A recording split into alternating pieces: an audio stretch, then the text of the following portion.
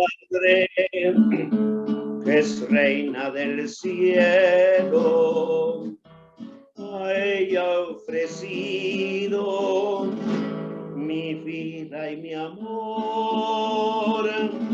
Por eso yo guardo de culpas mi alma, que mi madre es pura, más bella que el sol. Oh madre del alma, sé siempre mi guía, que ser solo tuyo es mi único afán. Y cuando agobiada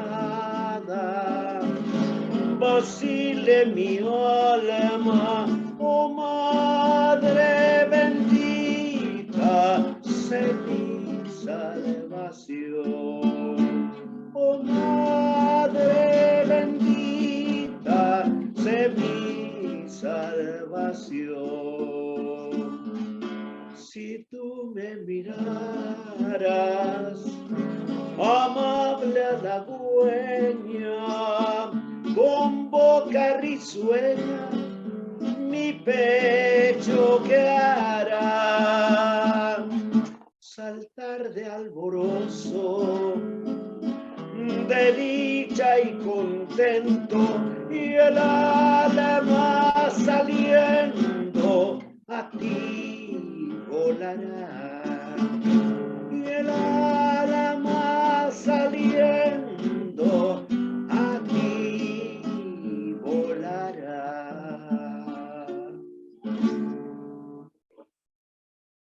Este canto precioso es producto de la inspiración de una hermana de la caridad guatemalteca, Sor Mercedes Torres. Ella fue directora de la Casa Central, también fue directora del Asilo Santa María, una gran maestra. Le otorgaron, por cierto, la Orden del Quetzal por sus méritos como maestra. Y bueno, pues ella escribió, entre otros, este precioso canto dirigido a la Santísima Virgen, al que le puso música el que fue mucho tiempo el maestro de capilla de la Casa Central, maestro Ramón Hernández. Yo creo que es muy adecuado este canto para iniciar hoy este compartir acerca de la gran devoción que Guatemala como país tiene a Nuestra Señora y la gran relación que tenemos con la Madre de Dios. Fíjense ustedes que desde el momento en que se produjo la conquista, pues, 1524 a 1526, por ahí, resulta que junto con don Pedro de Alvarado y los otros que venían con él, venía un soldado llamado Francisco de Garay. Y este Francisco de Garay traía una preciosísima imagen de la Santísima Virgen, que por cierto es muy singular porque es la Virgen amamantando al niño Jesús. Esta imagen, conocida entre nosotros como Nuestra Señora del Socorro, fue la que presidió la primera misa que se celebró para la fundación de la capital de Guatemala, en Ixinché, allá pues cerca de Tecpan. El padre Juan Godínez era uno de los sacerdotes que venía junto con don Pedro de Alvarado, y a él le tocó oficiar la primera misa en la inauguración, digamos, en la constitución de la capital del que sería después el Reino de Guatemala. Y entonces, bueno, pues desde entonces ya hay una historia especial de parte de ella. Fue declarada patrona de las aguas y todavía se le venera en la Catedral Metropolitana, donde tiene su propia capilla, justamente enfrente de la capilla del Sagrario, del Santísimo Sacramento, está en la nave derecha, y en la nave izquierda está la capilla de Nuestra Señora del Socorro. Fíjense ustedes que es curioso, pero resulta que por las disposiciones del Concilio de Trento, hay que trasladarnos hasta allá, al siglo XVI, ¿verdad? Consideraban algunos que esta imagen de la Santísima Virgen no debía ser vista públicamente por el hecho, pues, de estar amamantando al niño. Y entonces resulta que le hicieron una especie de vestido, y tuvieron, fíjense ustedes, que ponerle un brazo falso de un niño que estuviera, porque es decir, cubrieron la realidad de la imagen. Así se veneró por mucho tiempo. Siempre tuvo su capilla en la iglesia catedral de Guatemala. Incluso en la parroquia, cuando se fundó allá la parroquia de Guatemala, que el padre Juan Godínez fue el primer párroco, era en la capilla de la Virgen del Socorro donde se reunía el cabildo metropolitano para tomar las decisiones del gobierno en ese entonces. Entonces, por ahí empieza ya este vínculo especial entre nosotros y la Santísima Virgen. Monseñor José Ramiro Pellecer, en paz descanse, cuando fue vicario capitular de la arquidiócesis a la muerte del cardenal Casariego, él pues fue el que descubrió prácticamente la imagen de la Virgen del Socorro. Y dijo, bueno, ya lo que sea de la gente ¿cómo se llama?, del Concilio de Trento, pero ahora ya estamos en otro tiempo, y más bien la imagen de la Virgen amamantando al niño es algo muy especial, especial para las madres, y entonces la dejó descubierta tal como la podemos venerar ahora allá en su capilla del santuario, de la catedral, y también pues fue posteriormente consagrada por Monseñor Próspero Penados del Barrio. Bueno, total, tiene toda una historia. Pero no es solo esa la advocación que nosotros veneramos aquí en Guatemala.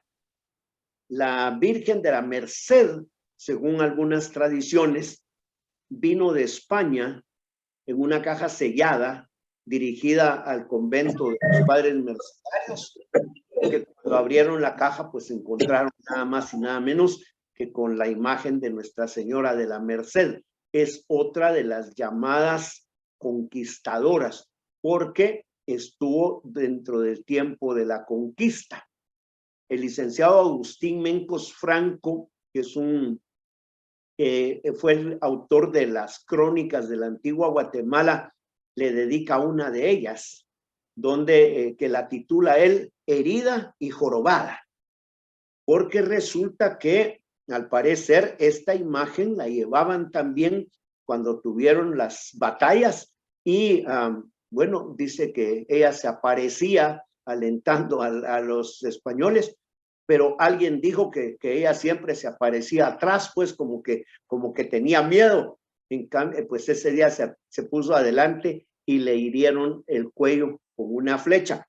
Y les digo una cosa, es curioso, yo tuve la oportunidad de ver muy de cerca a la Virgen de la Merced, y sí, se le nota una especie de cicatriz en el cuello.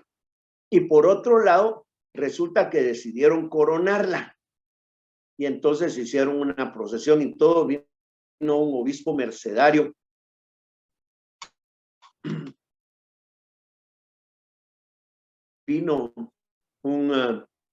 obispo mercedario, Fray Ángelo de María, y él pues procedió a la coronación de la Virgen.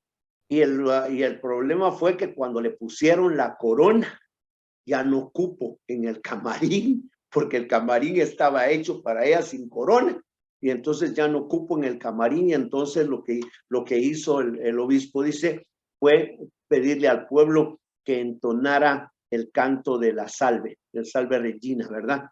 Y fue empezando a cantar la salve, y la Virgen se agachó un poquito para poder entrar en el camarín, y por eso es que también está algo cargada de hombros. Eso dice el licenciado Agustín Mencos Franco en sus crónicas de la antigua Guatemala. En 1600, al principio del siglo XVII, vino a Guatemala un ermitaño llamado Juan Cors. Este ermitaño venía de España, él había peregrinado en los santos lugares y decidió venir al Nuevo Mundo, y a su paso por el convento de las Carmelitas de Ávila, ahí le entregaron una imagen de la Santísima Virgen del Carmen que pertenecía a Santa Teresa de Jesús y que ella había encargado que la enviaran al Nuevo Continente, y había dicho que ahí donde fuera venerada esa imagen de la Virgen, ahí surgiría una gran ciudad. Este ermitaño Juan Cors se instaló en el que ya se conocía como Valle de las Vacas, porque el valle donde está asentada la capital de Guatemala actualmente eran pastizales, y ahí se empezó a criar el ganado que trajeron los españoles, y entonces se comenzó a conocer como el Valle de las Vacas, y el río de las Vacas era el que estaba pues ahí. Ahí fue donde llegó Juan Cors, y en unas cuevas que se llaman las Cuevas de la Leonera, ahí se instaló, como él era ermitaño, en una cueva vivía él, y en otra cuevita hizo su altar para la Virgen, y los vecinos del valle, los que ya vivían ahí, se acercaron, y al ver a la Virgen tan bonita, pues entonces decidieron hacerle una capilla, y le hicieron una capilla provisional que lamentablemente se quemó. Pero entonces Juan Cors empezó a buscar en el valle un lugar, y encontró un cerro que a él le recordaba el Monte Carmelo, que había conocido en sus viajes a Tierra Santa. Y entonces ahí en la cima del cerro fue donde se levantó la ermita del Cerro del Carmen, que fue inaugurada y bendecida el 15 de agosto de 1620. De manera pues que la primera vecina del valle, la primera habitante del valle, es Nuestra Señora de la Virgen del Carmen.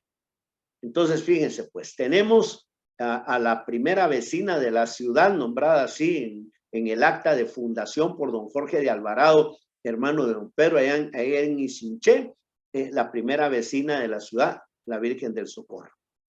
Luego tenemos a Nuestra Señora de la Merced, traída de España también y muy venerada. Y ahora tenemos a la Virgen del Carmen como pues la primera habitante del valle. Cuando en 1773 los terremotos de Santa Marta destruyeron totalmente la ciudad y decidieron el traslado, aunque con la oposición del señor obispo don Pedro Cortés y Larraz, pues bueno, al fin ganaron las autoridades civiles, podríamos decir, y don Martín de Mayorga, que era el capitán general en ese entonces, ordenó el traslado al Valle de la Ermita. Y justamente ya se llamaba Valle de la Ermita por la que había construido Juan Cors, y a los pies del Cerro del Carmen, en las cercanías de lo que ahora es la parroquia de la Santa Cruz del Milagro, ahí fue donde se reunió el Cabildo Metropolitano para hacer el asentamiento oficial de la capital de Guatemala, a la que le pusieron el nombre de Nueva Guatemala de la Asunción, porque ya existía en el valle una parroquia dedicada a la Virgen de la Asunción, y ahí se instaló también por el traslado a la nueva ciudad la parroquia de Nuestra Señora de Candelaria. Fíjense pues cómo está la cosa. Entonces ahí resulta que ella recibe esos honores, y se cumple ahí la profecía de Santa Teresa, porque a los pies de la Virgen del Carmen nace la actual ciudad de Guatemala. que por haber sido nombrada por las autoridades como la nueva Guatemala de la Asunción, lógicamente tiene su fiesta patronal el 15 de agosto y celebramos la Asunción de Nuestra Señora. Bueno, fíjense que por si eso fuera poco, el licenciado Francisco Marroquín, que es el primer obispo de Guatemala, allá por 1530, antes de ser obispo, pues porque él primero estuvo como vicario de la Arquidiócesis de México, pero él fue el que inició la devoción en Guatemala del Santo Rosario.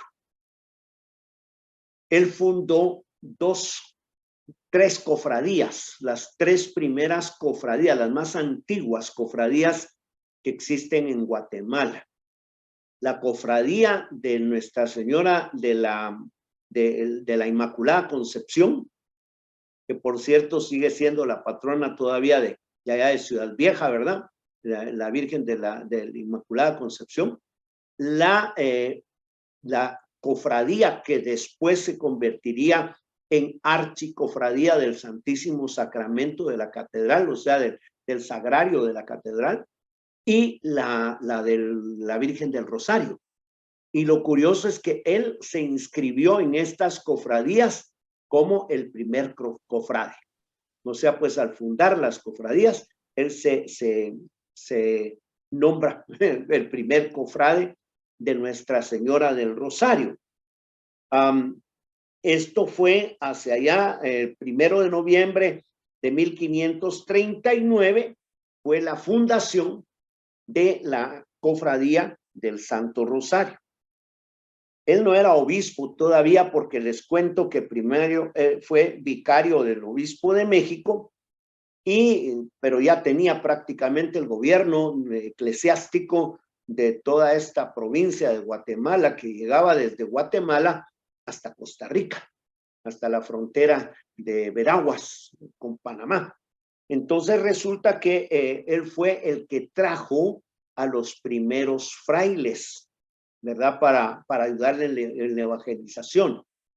Y muy especial que las tres órdenes religiosas primeras que vinieron a Guatemala, las tres tienen una devoción particular por la Santísima Virgen. Los padres mercedarios, los padres franciscanos con Nuestra Señora de los Pobres y la Virgen del Rosario con los padres dominicos.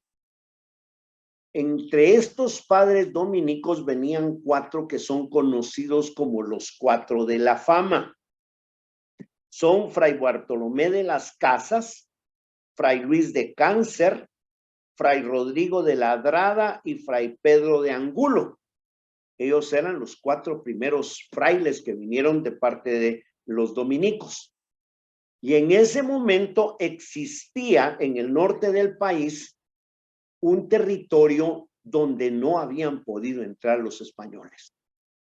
Se llamaba Tezulutlán, y Tezulutlán en la lengua que sí quiere decir tierra de guerreros. Ahí, por lo abrupto del terreno y por la valentía de los que lo defendían, pues, español que entraba, salía, pero con 4 flechas metidas en sálvase a la parte, y bueno, pues, así es que no habían podido entrar a Tezulutlán. Y entonces dispusieron organizar una expedición armada, pues, para ir a someter ese reino de Tezulutlán. Y entonces, Fray Bartolomé de las Casas les dijo, bueno, miren ustedes, el Papa Pablo III, en una bula en la que reconocía a los indígenas americanos como seres humanos y sujetos de la evangelización, dice el Papa Pablo III, dice que hay que conquistar a los nativos de estas tierras, pero que hay que hacerlo a través de la predicación, a través del buen ejemplo. Y entonces resulta que los militares que oyeron esto le dijeron a Fray Bartolomé y a sus compañeros, bueno, y si ustedes dicen que se puede conquistar a estos a estos herejes infieles y demás, así nada más, ¿por qué no lo hacen ustedes? Y entonces Fray Bartolomé de las Casas les dijo, sí, nos comprometemos a hacer la conquista, pero sí, el capitán general, don Alonso de Maldonado, en nombre del rey de España, nos firma un contrato en el que se compromete a que nadie más va a meterse en el asunto de la conquista y de que los pueblos conquistados serán pues administrados por los frailes de Santo Domingo. Ese contrato fue firmado por los Cuatro de la Fama y por el capitán general del reino, don Alonso de Maldonado, el 2 de mayo de 1537. Y ahí empezó pues esta conquista pacífica, que es un caso único en toda América. Resulta que estos frailes dominicos ya habían logrado la conversión de algunos indígenas, sobre todo de la etnia quiché. Y entonces estos ya eran cristianos, pues. Y como ustedes saben que los quichés siempre han sido y son todavía comerciantes, si ustedes se dan cuenta, las tiendecitas que hay, ¿no? Son gente que viene del quiché, ¿verdad? Pues resulta que a ellos les empezaron a enseñar algunos cantos, y también pues de alguna manera el rezo del rosario, ¿verdad? Y entonces estos tenían la misión de cantar esos cantos allá en Tezulutlán. Lógicamente hablaban de un Cristo crucificado, hablaban de la Virgen María, y eso despertó la curiosidad de la gente de Tezulutlán y les preguntaron, miren ustedes, ¿por qué no nos explican de quién están hablando en esos cantos o qué es lo que quieren decir? Y entonces aquellos les dijeron, miren, nosotros sabemos los cantos, pero no sabemos explicar. Eso solo lo hacen los padres. ¿Quiénes son los padres? Pues son unos españoles, ¿verdad? Pelones, decía, pelones que vienen, pero ellos no son guerreros. Ellos vienen vestidos con unas túnicas blancas y son muy buenos y no quieren hacer la guerra, sino que ellos vienen pues nada más a presentar al Dios de los cristianos. Bueno, y ustedes, ¿por qué no le dicen a los padres que vengan? Bueno, les dijeron, si ustedes nos dan permiso, nosotros les vamos a decir que vengan y entonces seguramente pues van a venir. Pero eso sí, vienen en paz, no vienen en guerra. Y así fue como los dominicos de la Fama entraron en Tezulutlán y usando métodos muy didácticos, adaptando incluso algunos de los bailes, algunas de las danzas indígenas, que todavía nosotros las vemos en las procesiones y sobre todo en algunos pueblos, ese baile de moros y cristianos, por ejemplo. Los indígenas no conocían a los moros y cristianos. Ese baile existía antes, pero con otro nombre y era otra cosa. Entonces, los dominicos fueron los que arreglaron esto. Sacaban los famosos gigantes, que si ustedes han participado en los rezados aquí en Guatemala, adelante van los gigantes. Y si se fijan, son dos parejas de reyes. Unos reyes blancos, que son españoles, y unos reyes negros, que son los moros. Es la lucha que había habido en España en la Reconquista. Pero de eso se aprovecharon los dominicos para empezar a evangelizar a esta gente. Y miren ustedes, sin más armas que las Aves Marías del Rosario, utilizando estos métodos didácticos que les estoy contando, bueno, lograron que estos caciques de allá de Tezulutlán se sometieran al reino de España pacíficamente y al grado que el emperador Carlos V invitó al cacique don Juan de Matalbats a visitar España. no como prisionero, sino reconociéndole su título de nobleza, y por eso es Don Juan de Matalbats. Lo recibió en España el rey, y allá incluso le regaló 2 campanas, una de las cuales todavía está en la iglesia de San Juan Chamelco, porque gracias a la labor de los frailes, aquella tierra que se llamaba Tierra de Guerreros se convierte en la vera paz, la verdadera paz.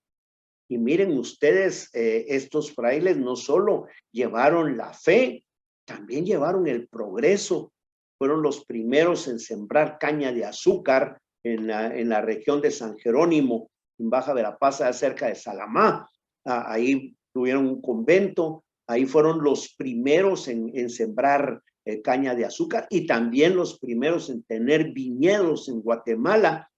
Bueno, todavía algunos se recordarán del famoso Sanchomo que le decían, ¿verdad? Que era un licor, pues, nativo de allá de San Jerónimo, Baja Verapaz. Entonces, pues, se dan ustedes cuenta que este hecho de la conquista va a hacer, lógicamente, que el Santo Rosario tenga una raíz muy fuerte en la religiosidad popular de Guatemala. Fíjense ustedes que el santo hermano Pedro de San José Betancur, ¿verdad? El santo hermano Pedro que tanto favoreció y que tanto promovió la religión, la religión popular, ¿verdad? El creador de las posadas, el que trajo los nacimientos. Pues fíjense que él es el primero en hacer lo que nosotros conocemos como el rosario cantado, es decir, introducir cantos alabados, ¿verdad?, en medio de los misterios del rosario, cantar las Ave Marías, cantar las letanías para darle más solemnidad. Y miren ustedes, la consecuencia es que por lo menos en Guatemala, y yo creo que en los demás países centroamericanos también, no hay ningún rezo popular que no comience con el Santo Rosario. Será la novena de San Antonio, será la novena de lo que quieran, ¿verdad? Y la novena del Niño Dios, o la novena de difuntos, pero el asunto es que todo comienza con el rezo del Santo Rosario. Esta devoción se arraiga de una manera increíble en nuestra tierra. Fíjense que el Papa León XIII fue el que extendió la celebración del Santo Rosario a todo el mes de octubre, porque inicialmente la fiesta del Santo Rosario era el 7 de octubre, que fue el primer domingo del año 1572, que fue cuando se dio la famosa batalla de Lepanto. Entonces, el Papa San Pío V pidió que toda la cristiandad rezara el rosario pidiendo la intercesión de la Virgen en favor de las armas cristianas. Y como en esa fecha se ganó esa batalla, por cierto, fue donde perdió el uso de la mano izquierda don Miguel de Cervantes y Saavedra, que por eso se le conoce como el Manco de Lepanto, pues resulta que el Papa al año siguiente instituyó la fiesta que se llamó Nuestra Señora de las Victorias, que con el tiempo, por supuesto, ¿verdad?, fue ya conocida más bien como la fiesta del Rosario, porque se celebraba pues rezando el Rosario, así como se había rezado el Rosario para pedir la victoria, pues se rezaba el Rosario para dar gracias por la victoria. Entonces, esa fiesta del Rosario que, como les digo, el Papa León XIII, a finales del siglo XIX, va a extender a todo el mes de octubre. En Guatemala, hijo de la Verapaz, que siguiendo su vocación religiosa llegó a ser primero superior de los padres dominicos en Guatemala y más adelante el 12º arzobispo metropolitano de la Arquidiócesis de Santiago. Estoy hablando de Fray Julián Raimundo Ribeiro y Jacinto, haciendo eco, como les decía, de las directrices del Papa León XIII, que extendió el mes del Rosario a todo el mes de octubre. Entonces él fue el que impulsó en Guatemala el inicio de la santa costumbre de acudir en masa durante todo el mes a la que primero fue el templo de Santo Domingo, después la parroquia de Santo Domingo de Guzmán y más adelante la Basílica Menor de Nuestra Señora del Rosario. De manera pues que nosotros lo que estamos viviendo en este tiempo, no cabe la menor duda que es la herencia de todo este bagaje histórico que tenemos desde el tiempo de la conquista. En octubre de 1531, para corresponder a la devoción del pueblo, el cabildo de la Catedral de San Pedro en Roma decretó la coronación pontificia de la Virgen del Rosario como reina y patrona de Guatemala. Este decreto, dado en 1531 por el cabildo de la Catedral de San Pedro en Roma, se cumplió cuando Monseñor Luis Diuriciur, arzobispo metropolitano de Guatemala, que fue antes el superior de los padres vicentinos, como legado pontificio del Papa Pío XI, la coronó solemnemente frente a la Catedral Metropolitana el 28 de enero del año 1934. Por eso es que ella tiene el título de reina y patrona de todo el país. Algunos dicen, bueno, ¿quién es la patrona? ¿La Virgen de la Asunción o la Virgen del Socorro o la Virgen del Rosario? Bueno, la patrona es la Santísima Virgen, pues, y todas son diferentes advocaciones de la misma persona, pero en realidad la que fue coronada como reina y patrona de Guatemala es esta imagen preciosa, tallada en plata. Es una imagen muy, muy especial, que solo dos se hicieron, la que está en Santo Domingo y la que está como Nuestra Señora de Candelaria en el santuario de Chiantla, en Huehuetenango. Utilizaron el mismo molde, pues, para fundir las dos imágenes.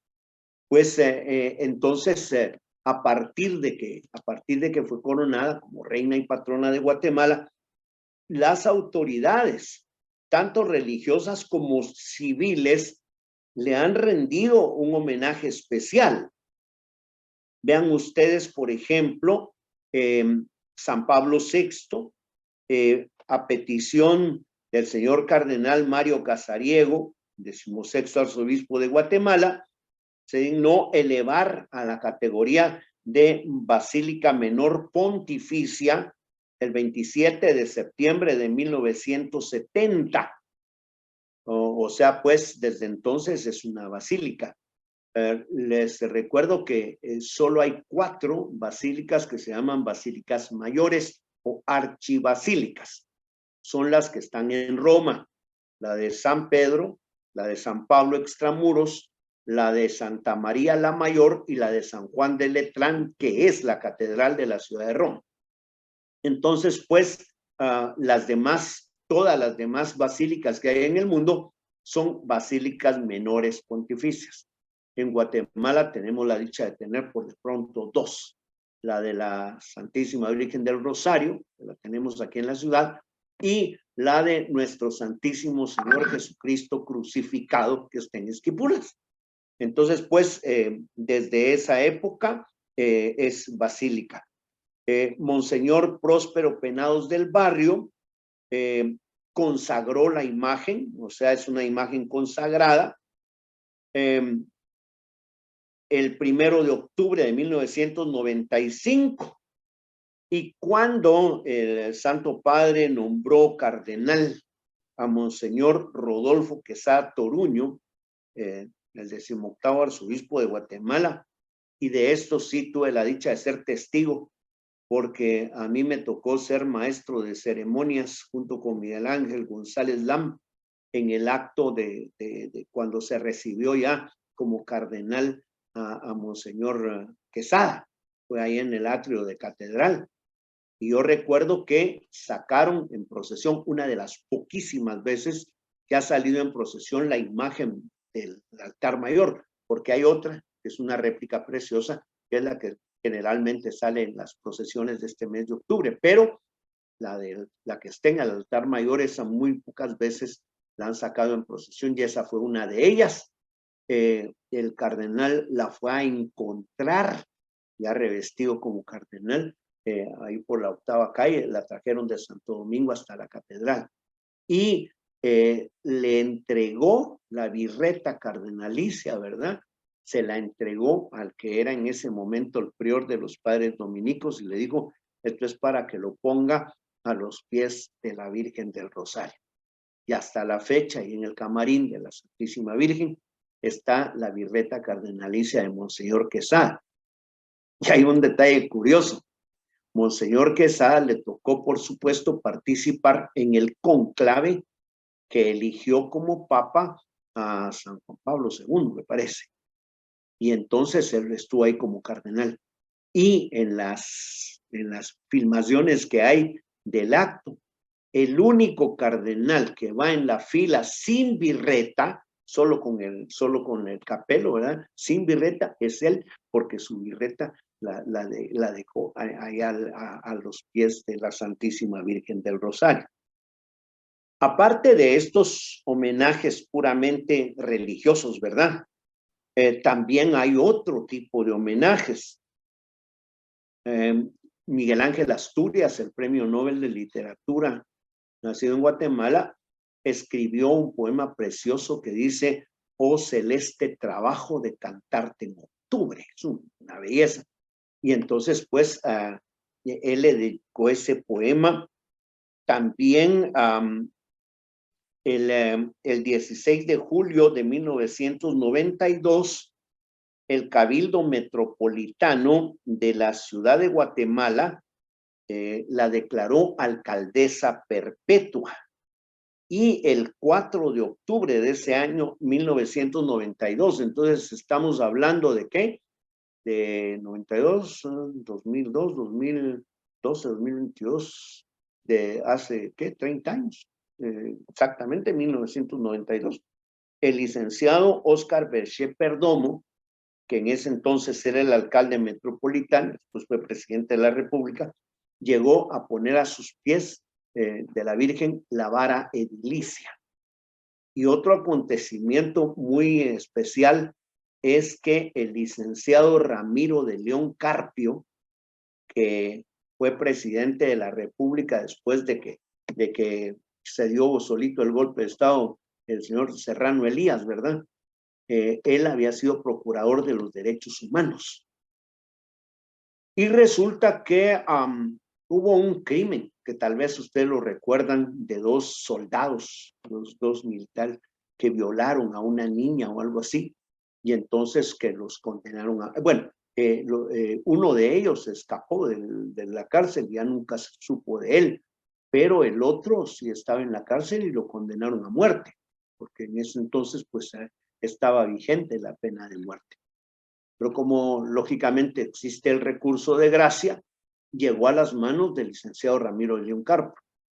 Él, cuando llegó, le llegó eso, al otro día fue a visitar a la Santísima Virgen a Santo Domingo y a los pies de la Santísima Virgen del Rosario firmó el recurso de gracia para perdonarle la vida a esta persona. Y pues él dijo que como ex procurador de los derechos humanos y que como cristiano católico y cursista además, él no podía disponer de la vida de otra persona y que entonces él le daba el recurso de gracia. Interesante esto porque esta persona estuvo en prisión unos 20 años más o menos, y cuando salió de prisión, pues era se volvió pastor dentro de la cárcel y se hizo predicador de la palabra de Dios, por supuesto, no dentro de la Iglesia Católica, pero de todos modos es un caso muy especial de conversión. Bueno, entonces, con esto, ¿qué podemos decir? Bueno, que la historia nos respalda. Yo creo que todos los que estamos hoy aquí reunidos alguna vez, o muchas veces, hemos rezado y rezamos siempre el Santo Rosario. Estoy oyendo que ustedes van a ir en peregrinación a visitar a Nuestra Señora. Y lo que ustedes van a hacer lo hacen muchas personas. Y yo creo que la protección de nuestra Santísima Madre ha hecho que, aunque hemos pasado muchas vicisitudes, muchos problemas, bueno, pues siempre hemos podido ir saliendo adelante, yo creo, gracias a su intercesión.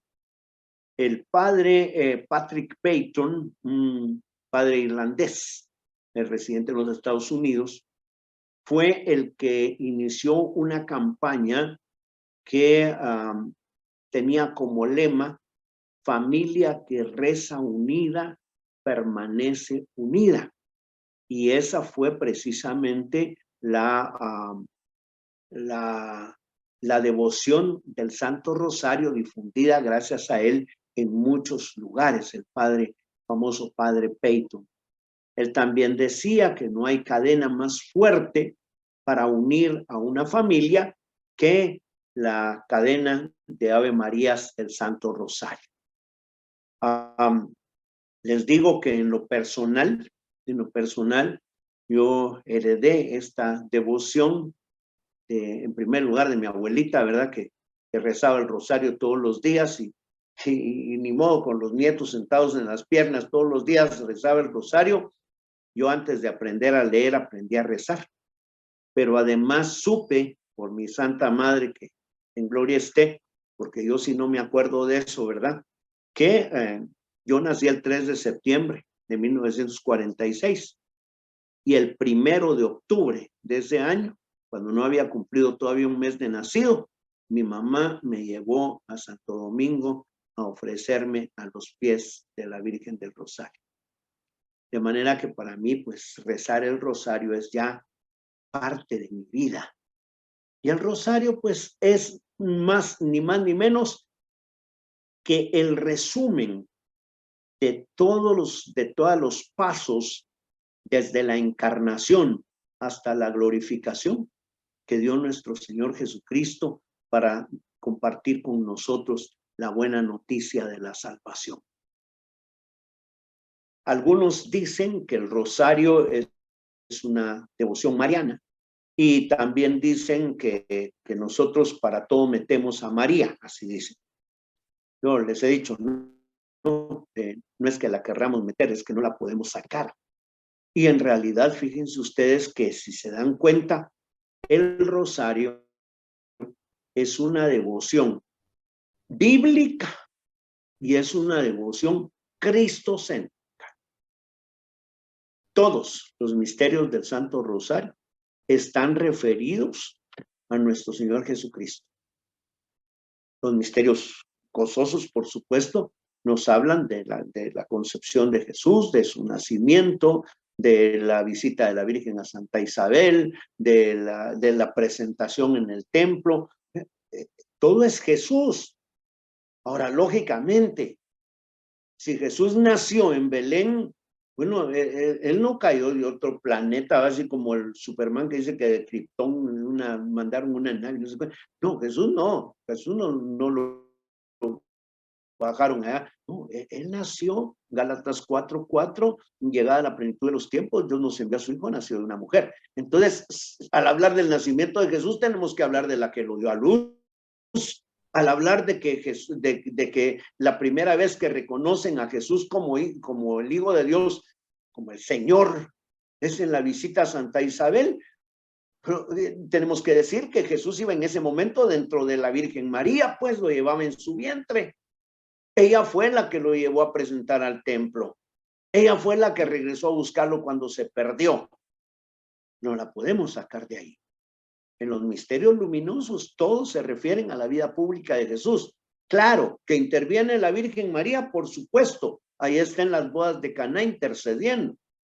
En los misterios de dolor, pues por favor, si todos sabemos que la Santísima Virgen acompañó a Jesús durante toda la pasión y tuvo la valentía de estar al pie de la cruz. Y digo que es valentía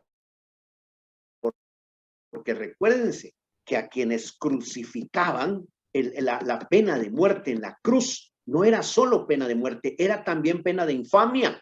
Y todo el que se relacionaba con un crucificado quedaba como señalado, como marcado, pues.